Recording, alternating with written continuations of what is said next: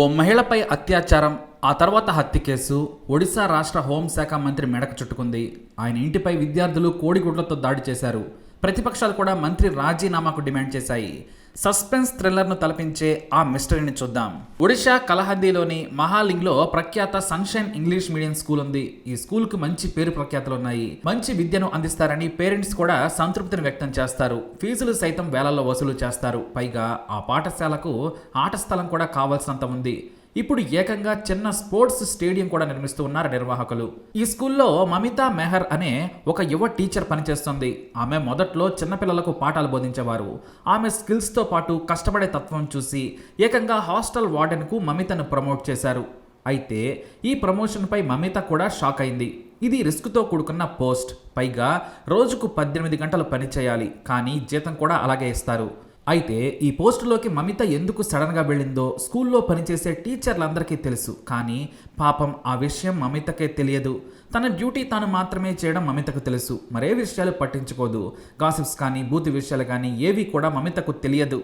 చాలా సున్నితమైన నిజాయితీ గల యువతి మమిత. తన వృత్తి తాను చేస్తుంది. మంచి వ్యక్తులతో మాత్రమే కాస్త స్నేహం చేస్తుంది. ఆ స్నేహం పరిధిని కూడా దాటదు. కానీ ఆమెకు అందం ఉంది. మేకప్ వేసుకుని చీరలో వస్తే హీరోయిన్లా ఉంటుంది. ప్రతిరోజు జాగింగ్ చేసి చాలా ఫిట్గా ఉంటుంది మమిత. ఇక స్కూల్ యాజమాన్యం తనకు పెద్ద బాధ్యతను అప్పచెప్పిందనే సంతోషంతో మమిత హాస్టల్ వార్డెన్గా పనిచేయడం మొదలుపెట్టింది. ఉదయం 5 గంటలకే స్కూల్కి వెళ్ళి రాత్రి పిల్లలు పడుకున్నాకే ఇంటికి వచ్చేది. కానీ కొన్ని రోజుల తర్వాత అసిస్టెంట్ వార్డెన్తో పాటు ఆమెను కూడా హాస్టల్లోనే పడుకోవాలని ఒత్తిడి చేశారు. అయితే అది ఆమెకు నచ్చలేదు. అసలు ఈ వ్యూహం వెనుక ఎవరున్నారో స్కూల్లో చాలామందికి తెలుసు. అతనే sunshine school managing committee president Govind Sahu. ఇతనిని రసిక రాజా అని స్కూల్లోని సిబ్బంది రహస్యంగా వెటకారంగా పిలుచుకుంటారు. ఈయన స్కూల్లో పనిచేసే లేడీ టీచర్లపై కన్నేస్తాడు.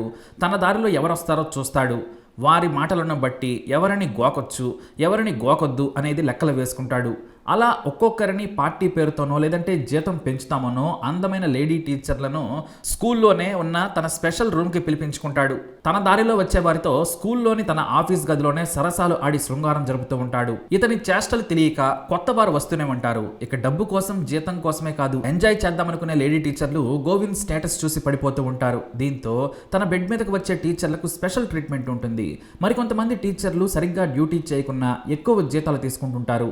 మరికొంతమంది ఆత్మాభిమానంతో బ్రతికే టీచర్లు కూడా ఉంటారు. వాళ్ళ మాట తీరు చూస్తే గోవింద్ చాలా దూరంగా ఉంటాడు. ఎందుకంటే చెప్పుతో కొట్టినా కొడతారనేది అతనికి తెలుసు. అయితే ఏ లేడీ టీచర్ ఏ టైపో తెలుసుకునేందుకు తన 2 అసిస్టెంట్లను రంగంలోకి దించుతాడు. వాళ్ళు కొత్తగా వచ్చిన లేడీ టీచర్ల దగ్గరకు వెళ్ళి ఎండి గారు మిమ్మల్ని రమ్మంటున్నారంటూ టీచర్లతో మాట్లాడిస్తారు. వారు మాట్లాడే తీరును బట్టి స్ట్రిక్ట్గా ఉన్న మహిళా టీచర్ల జోలికి వెళ్ళడు గోవింద్. అలాంటి స్ట్రిక్ట్ టీచరే ఈ మమిత. ఆమె దగ్గర అందం, అనుకువ, నిజాయితీ అన్నీ ఉన్నాయి. మధ్యతరగతి కుటుంబం నుంచి వచ్చిన ఉద్యోగం కోసం ప్రాణమిచ్చే మనిషి. పైగా పెళ్లి కాలేదు. అందుకే చిన్న వయసులోనే కష్టపడి కార్పొరేట్ స్కూల్లో జాబ్ కొట్టే వరకు ఎదిగింది. కానీ గోవింద్ సాహుకు పోయే కాలం వచ్చిందో లేదంటే కామపిచ్చి పెరిగిందో కానీ మమిత మీద కన్నేశాడు. ఆ విషయం పాపం ఆమెకు తెలియదు. ఎన్నిసార్లు గోవింద్ ఆమెతో చనువుగా మాట్లాడినా మమిత ప్రొఫెషనల్గా సమాధానమిచ్చి వెళ్లిపోయేది. మమిత ప్రవర్తనతో ఖచ్చితంగా ఆమె ఇంకా కన్యేనని గోవింద్ బలంగా నమ్మేశాడు.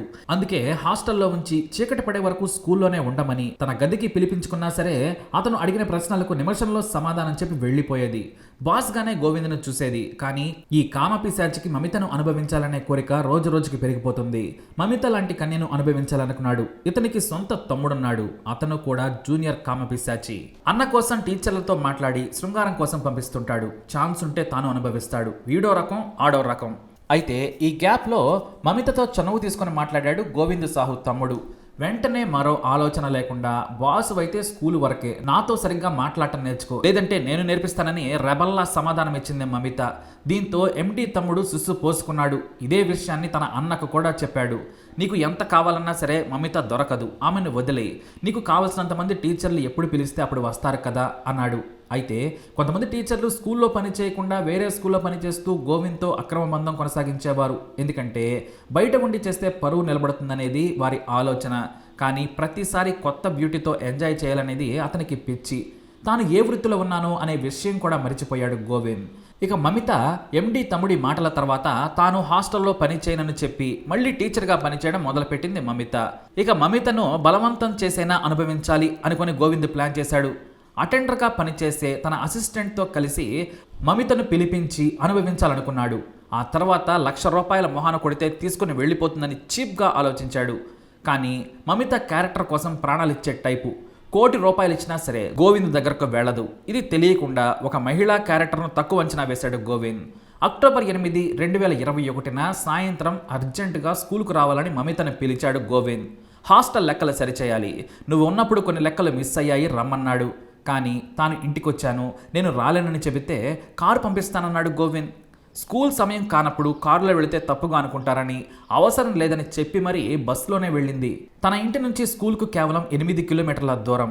ఇక స్కూల్కు వెళ్ళిన తర్వాత స్టేడియం దగ్గర ఉన్న కొత్త ఆఫీస్ గదిలోకి పిలిచి తన మనస్సులోని మాటను బయట పెట్టేశాడు గోవింద్. నువ్వంటే నాకిష్టం, నీ జీతం డబ్బులు చేస్తాను, నీకు కావాల్సినవి ఇస్తాను, నాతో గడపాలి, నేను పిలిచినప్పుడు నా రూమ్కు వచ్చి నన్ను సంతృప్తి పరిస్తే డబ్బుతో నేను నిన్ను సంతృప్తి పరుస్తానని చెప్పాడు. ఆ మాటలు విని మమితకు షాక్ కొట్టినట్టయింది. నేను వెళతానని ఒకటే మాట చెప్పి వెళ్ళబోతుంటే బయట నుంచి గడిపెట్టాడు గోవింద్ అసిస్టెంట్. స్కూల్లో ఎవరో లేరు, హాస్టల్ చాలా దూరంగా ఉంది. ఇక టౌన్కి ఎక్కడో ఊరి బయట ఉంది స్కూల్. ఆమె అరిచినా ఎవరికి వినిపించదు. దీంతో తాను ఇలాంటి పనికి ఒప్పుకోనని చెప్పింది మమిత. ₹1,00,000 ఇస్తానని టేబుల్ మీద డబ్బుల కట్టను విసిరేశాడు. అదే కట్టను తీసి గోవింద్ మొహాన కొట్టింది. నీ కూతురుకు వేరేవాడు 2 లక్షలు ఇస్తే పడుకోబెడతావా అంటూ ఉమ్మేసింది. దీంతో బలహీనంగా ఉన్న మమిత మీద బలాత్కారం చేశాడు గోవింద్. ఆమె మీద రాత్రి వరకు 3 సార్లు అత్యాచారం చేశాడు. ఆ తర్వాత తనను వదిలేయాలని వేడుకుంది. కానీ మమితను ప్రాణాలతో వదిలేస్తే మరుసటి రోజే అతన్ని అందరి ముందు చెప్పుతో కొట్టి కేసు పెడుతుందని అతనికి తెలుసు. దీంతో మమిత ఛాతి మీద కూర్చొని నోరు ముక్కు గట్టిగా నొక్కి చంపేశాడు దుర్మార్గుడు. ఆ తర్వాత తన అసిస్టెంట్ సాయంతో స్టేడియం తవ్వకాల్లోనే గోతి తీసి అందులో పడేశాడు. తనకు కావాల్సింది దొరక్కుంటే బలవంతంగానైనా లాక్కుంటానని సంతృప్తి చెందాడు. ఆ తర్వాత అసిస్టెంట్కు 10,000 ఇచ్చి ఇంటికి వెళ్ళిపోమని చెప్పాడు గోవింద్. ఇక ఆ తర్వాత అంటే అక్టోబర్ 8 సాయంత్రం స్కూల్కు అని వెళ్ళిన అమ్మాయి తిరిగి రాకపోవడంతో ఆమె తల్లిదండ్రులు కంగారు పడ్డారు. స్కూల్కు ఫోన్ చేస్తే ఎవరూ సమాధానం ఇవ్వలేదు. దీంతో ఆమె స్నేహితులకు ఫోన్ చేశారు. ఎక్కడా సమాచారం దొరకలేదు. పోలీసులకు ఫిర్యాదు చేశారు మమిత పేరెంట్స్. అయితే పోలీసులు మిస్సింగ్ కేసు నమోదు చేశారు. మమిత కోసం వెతకటం మొదలుపెట్టారు. ఎవరితోనైనా లేచిపోయి ఉంటుందేమోనని మొదట భావించారు పోలీసులు. చివరగా స్కూల్ ఎండీ నుంచి ఆమెకు కాల్ రావడంతో అతన్ని విచారించారు. కానీ గోవింద్ మాత్రం తనకేమీ తెలియదని చెప్పాడు. స్కూల్కి రమ్మని చెప్పిన మాట వాస్తవమే, కానీ గంట సేపు ఎదురు చూసి ఇంటికి వెళ్ళానని చెప్పాడు గోవింద్. ఇక చివరిగా బస్సులో ఆమె ఫ్రెండ్ ఆమెను చూసినట్లు విచారణలో తేలింది. మమిత మిస్సింగ్ కేసులో పోలీసుల నిర్లక్ష్యం కూడా చాలా కొట్టొచ్చినట్లుగా కనిపించింది. మరోసారి తమ స్కూల్ ఎండీ గోవింద్ మీదే అనుమానం ఉందని ఆమె తల్లిదండ్రులు ఫిర్యాదు చేశారు. ఇటు పోలీసులకు కూడా గోవింద్ ఒక రసిక రాజా అని విచారణలో తేలింది. కొంతమంది టీచర్లు పోలీసులకు అతని క్యారెక్టర్ గురించి చెప్పారు. అతను కామ పిశాచి అని లేడీ టీచర్లను బుట్టలో వేసుకునేందుకు ఎంతకైనా తెగిస్తాడని చెప్పారు. దీంతో పోలీసులు స్కూల్ ఆవరణ మొత్తం వెతికారు. చివరిగా స్కూల్ కొత్తగా నిర్మిస్తున్న స్టేడియం పరిశీలించగా ఒక చోట కొత్తగా తవ్వి పూడ్చినట్టు కనిపించింది. అక్కడ తవ్వి చూడగా కుళ్ళిపోయిన శవం కనిపించింది. కానీ ఆమె మెడలోని బంగారం, ఫోన్, పర్స్ కూడా అదే గోతిలో దొరకడంతో అవి మమతవేనని ఆమె పేరెంట్స్ పోలీసులకు చెప్పి గుర్తించారు. దీంతో గోవింద్ను అక్టోబర్ 17 ఉదయం అదుపులోకి తీసుకున్నారు. ఎన్నిసార్లు విచారించినా కూడా తనకేమీ తెలియదనేశాడు. చాలా తెలివిగా బస్సు దిగిన తర్వాత స్కూల్ సీసీ కెమెరాలకు చిక్కకుండా వెనుక నుంచి తన కారులో మమితను తీసుకెళ్లి ఉంటాడని పోలీసుల విచారణలో తేలింది. అయితే పోలీసులు వరుసగా 10 గంటల పాటు ఒకరి తర్వాత ఒకరు విచారించారు. కొన్ని చోట్ల లేడీ టీచర్లతో గోవింద్కు ఉన్న అక్రమ బంధాల గురించి కూడా పోలీసులు గోవింద్ను ప్రశ్నించారు. కానీ తాను స్వాతి ముత్యం అని చెప్పుకున్న గోవింద్కు అతన్ని ఫోన్లోని చాట్ను చూపించి షాక్ ఇచ్చారు. ఆ వెంటనే తనకు రెస్ట్ కావాలని, బీపీ ఉందని చెమటలు కక్కుతూ హైరాణా చేశాడు. ఇక తాను దొరికిపోయాను అనుకున్నాడు గోవింద్. ఆ రాత్రి 9 గంటల సమయంలో గోవింద్కు భోజనం తెప్పించారు పోలీసులు. అతనితో పాటే పోలీసులు కూడా భోజనం చేశారు. ఇక చేయి కడుక్కుంటానని స్టేషన్ బయటకు వచ్చిన గోవింద్ చీకట్లో పారిపోయాడు. అతను పావుగంటైనా రాకపోవడంతో బయటకు వెళ్లి చూడగా కనిపించలేదు. దీంతో పారిపోయాడు అని గుర్తించారు. ఈ విషయం కాస్త మీడియాకు తెలియడంతో పోలీసుల మీద జనం ఆగ్రహం వ్యక్తం చేశారు. ఇక ఆసక్తికరమైన విషయం ఏంటంటే అదే రోజు గోవింద్ తమ్ముడు ఒక టీచర్తో బూతులు మాట్లాడుతున్న ఆడియో క్లిప్ కూడా సోషల్ మీడియాలో వైరల్ అయింది. మళ్ళీ అదే రోజు గోవింద్ తమ్ముడు ఒక టీచర్ను తన అన్నతో శృంగారం నెరపాలని ఒత్తిడి చేస్తున్న ఆడియో కూడా బయటకు వచ్చేసింది. దీంతో జనాగ్రహం మరింత రేగింది. ఇక మరోపక్క గోవింద్ సాహుతో హోం సహాయ మంత్రి దివ్యశంకర్ మిశ్రా దిగిన ఫోటోలు మీడియాలో కనిపించాయి. అంతే, ఆ మరునాడే మంత్రి ఇంటి ముందు విద్యార్థులు, కాంగ్రెస్ కార్యకర్తలు, బీజేపీ నేతలు ధర్నాకు దిగారు. కొంతమంది విద్యార్థులు మంత్రి ఇంటిపై కోడిగుడ్లతో దాడి చేశారు. మమిత అత్యాచారం హత్య వెనుక మినిస్టర్ హస్తం ఉందని ఆరోపించారు. దీంతో ఫోటోలు దిగినంత మాత్రాన సంబంధం ఉన్నట్టా అంటూ అధికార ప్రతిపక్ష పార్టీ నేతల మధ్య హోరాహోరీ మాటల యుద్ధం జరిగింది. హోంమంత్రి మిశ్రా ఆదేశాలతోనే పోలీసులు రాత్రి సమయంలో గోవింద్ను వదిలేశారని, ఆ తర్వాత పారిపోయాడని కబుర్లు చెబుతున్నారని ప్రతిపక్షాలు విమర్శించాయి. మరోవైపు సామాన్య జనం కూడా పోలీసుల నిర్లక్ష్యాన్ని సోషల్ మీడియాలో ఏకిపారేశారు. సామాన్యుడిని చితకబాది నిజం చెప్పిస్తారు, కానీ గోవింద్కు విఐటీ ట్రీట్మెంట్ ఇచ్చి మంచి భోజనాలు పెట్టి కొత్త అల్లుడిని చూసుకున్నట్లు చూసుకున్నారని ఎద్దేవా చేశారు.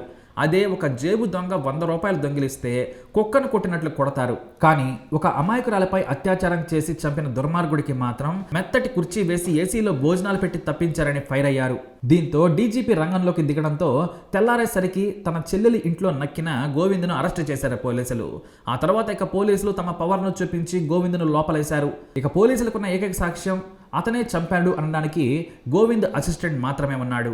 అతని ద్వారా నిజం చెప్పించి గోవింద్ చుట్టూ ఉచ్చు బిగించారు పోలీసులు. మరి మమితను అత్యాచారం చేసి చంపిన గోవింద్ను చట్టం ముందు దోషిగా ఎలా నిలబడతారు, సాక్ష్యాలు ఎలా చూపిస్తారనేది ఇప్పుడు ఆసక్తిగా మారింది. మరి ఇలాంటి దుర్మార్గుడికి ఎలాంటి శిక్ష పడాలి? మీ అభిప్రాయాన్ని కమెంట్ ద్వారా తెలియజేయండి. అలాగే ఇలాంటి ఇన్ఫర్మేషన్స్ కోసం వీడియోని లైక్ చేయండి, షేర్ చేయండి, మా ఛానల్ని సబ్స్క్రైబ్ చేసుకోండి.